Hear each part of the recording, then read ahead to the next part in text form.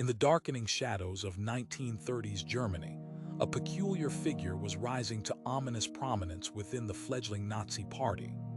Heinrich Himmler, born into a conservative Bavarian Catholic family in 1900, embarked on a journey that would see him become one of the most feared architects of the Holocaust. Educated with a firm grounding in mythology and Germanic folklore, young Himmler was an unassuming student blending in with his peers, yet harboring grandiose dreams of reshaping Germany into a vision of Aryan purity. From his early days, an infatuation with militarism and discipline hinted at the iron will that would propel him into the inner circle of Adolf Hitler himself.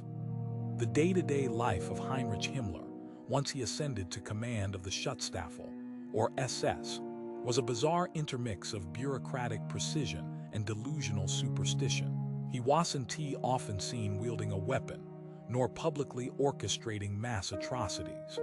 No, Himmler worked behind the scenes in shadowy offices, where he meticulously plotted the systematic annihilation of entire peoples. His desk, always organized to the point of obsession, was a disturbing testament to his belief that genocide could be administered through spreadsheets and transport schedules.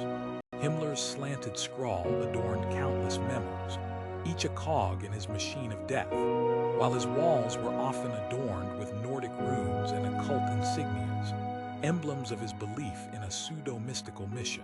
Himmler's rise was deeply entwined with the ideological machinery of Nazism. As the head of the SS, he transformed the organization from a small paramilitary unit into a formidable state within a state, bound by blood and sworn oaths of loyalty to Hitler.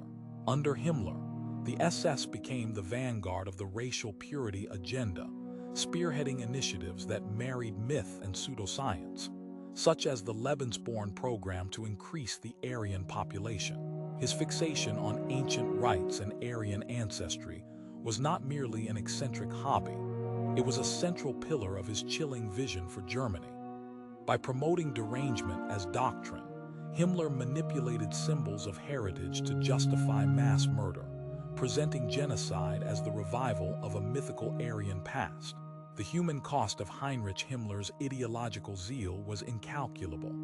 In the cauldrons of Auschwitz, Treblinka, and Sobibor, the machinery of death reached industrial scales. His cold, bureaucratic detachment ensured that families were torn asunder, lives extinguished in the sterile brutality of gas chambers, and entire communities erased from existence. Testimonies from survivors paint a bleak picture of systemic dehumanization, resistance met with ruthless suppression, and a chilling absence of remorse or mercy. Himmler was known to tour concentration camps, offering faint smiles and hollow reassurances, while maintaining the detached demeanor of a man who internally believed he was safeguarding the future of humanity. Culturally, the impact of Himmler's schemes extended beyond the immediate horror of the camps. Through institutions like the Ahnener, the research wing dedicated to Aryan ancestry studies, Himmler propagated pseudo-historical fantasies that infected the German conscience.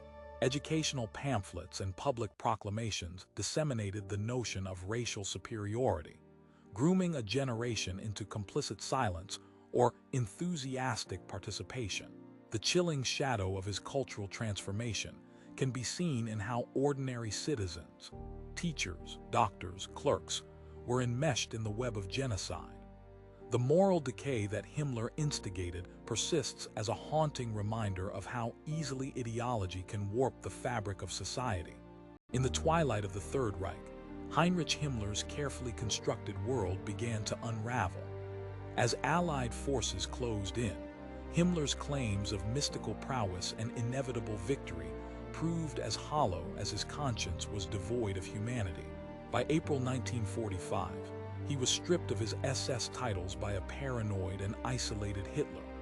On the run from war crimes prosecution, Himmler finally met his end in a British prison cell, taking a cyanide capsule hidden beneath his tongue.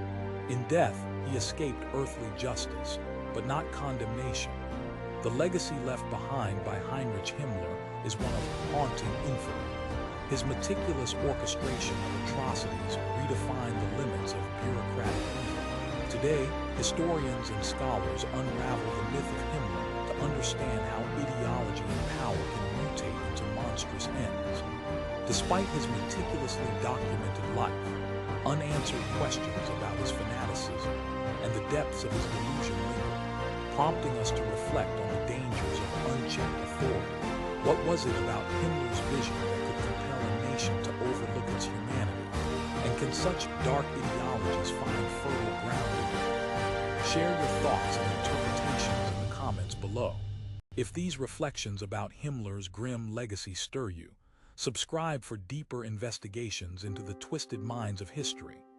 Next time, we delve into the meticulously planned horrors orchestrated by Adolf